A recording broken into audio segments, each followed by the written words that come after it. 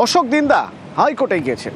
কেন না, যেহেতু মনোনয়ন জমা দেওয়ার সময় যে লিখতে হয় সেখানে হলফনামায় যে তার বিরুদ্ধে কটা মামলা রয়েছে, কি মামলা রয়েছে সেটা জানার জন্য তিনি হাইকোর্টে গিয়েছেন। হাইকোর্টে জানতে চেয়েছেন যে তার বিরুদ্ধে কটা মামলা রয়েছে। আমার সঙ্গে অর্ণব রয়েছে। অর্ণব, এটা নিঃসন্দেহে কোথাও যাতে ভুলচুক না হয় সেজন্য এই সিদ্ধান্ত নিয়েছেন অশোক দিন্দা। তো তোমার কাছে প্রশ্ন হচ্ছে, যদি কোনো মামলা থাকে কারো বিরুদ্ধে, তো তার বিরুদ্ধে তো হাইকোর্ট এমনিতেই নোটিশ পাঠায়, তো সেটা তো অশোক দিন্দার বাড়িতে বসে বা তার যে আইনজীবী তাদের পক্ষে খুব সহজেই জানা সম্ভব যে তার বিরুদ্ধে কটা মামলা রয়েছে। তার জন্য তাকে নতুন করে হাইকোর্টে কেন আর্জি করতে হলো?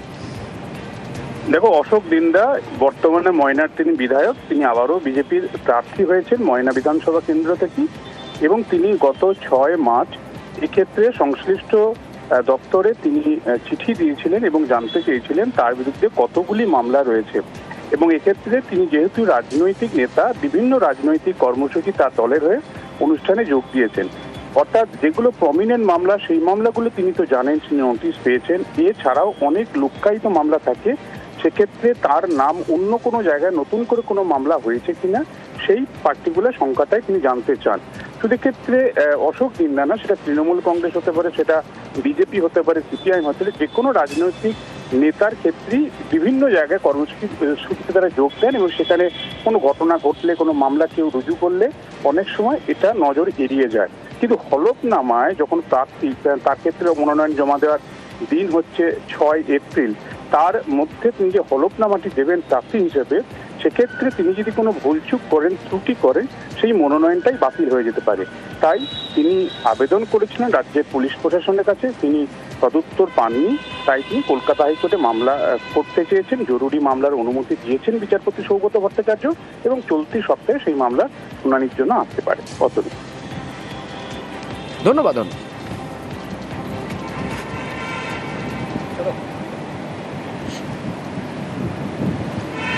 সোমবার সকাল, অর্থাৎ সপ্তাহ শুরু হচ্ছে এরকম একটা সময় একটা ছবি আপনাদের দেখাবো।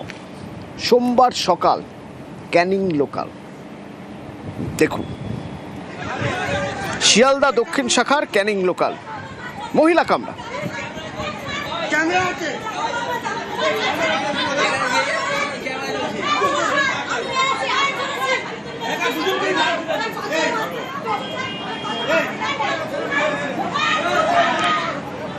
মহিলা কামরায় সিটে বসা নিয়ে দুই মহিলার ঝামেলা এমন জায়গায় গড়ায়,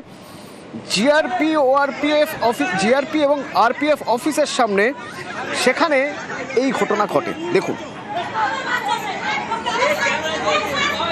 রেল পুলিশ দর্শক, সাধারণ যাত্রী দর্শক।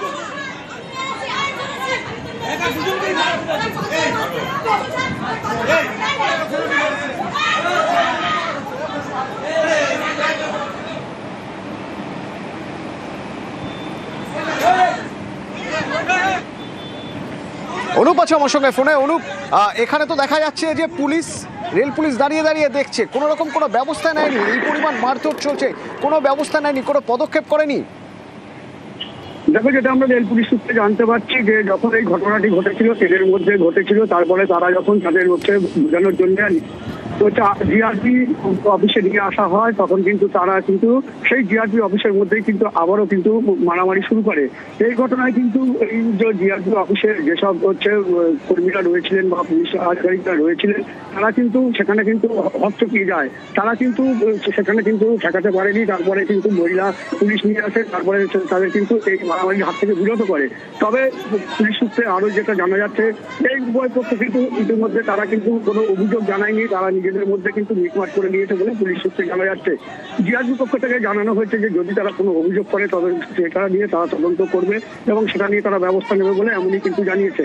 গতকালকে কিন্তু এই ছবি কিন্তু ভাইরাল হয়েছে। সেই ভাইরাল ছবি কিন্তু সত্যতা যাচাই করে নিয়ে আমরা কিন্তু সেই ছবি কিন্তু সরাসরি কিন্তু দেখা যাচ্ছে যে দুই মহিলা তাদের মধ্যে তুলোতুলি পর্যন্ত চুল ধরে টানাটানি মারামারি করছে, এবং যেসব যাত্রীরা এই ট্রেন ধরবে বলে গিয়েছিলেন তারাও কিন্তু সেখানে কিন্তু দর্শকের ভূমিকায় দাঁড়িয়েছিল। কারণ সকালবেলায় প্রতিদিন কিন্তু কর্মব্যস্ত মানুষজন কিন্তু এই শিয়ালদা দক্ষিণ শাখা ক্যানিং ট্রেনে যায়, এবং মহিলা কামরায় এই দুই মহিলা বসা নিয়ে প্রথমে বিবাদ বাঁধে। সেই বিবাদ থেকে কিন্তু এরকম কিন্তু ঘটনা ঘটেছে। সেই ছবি ইতিমধ্যে সোশ্যাল মিডিয়ায় ভাইরাল। ধন্যবাদ।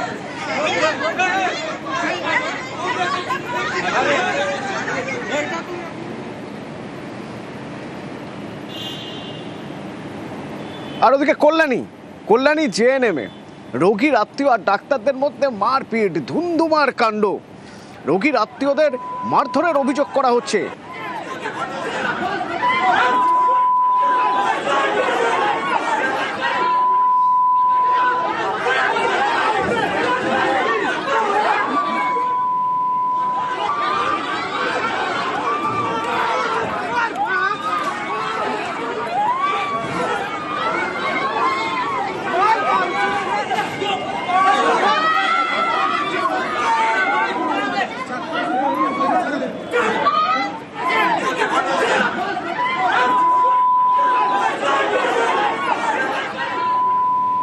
রঞ্জিত আছে আমার সঙ্গে ফোনে। রঞ্জিত, কি নিয়ে গন্ডগোল শুরু হলো এবং এরপর হাসপাতাল কর্তৃপক্ষ কোনো পদক্ষেপ করেছে? রোগীর আত্মীয়দের তরফে পুলিশে কমপ্লেন করা হয়েছে।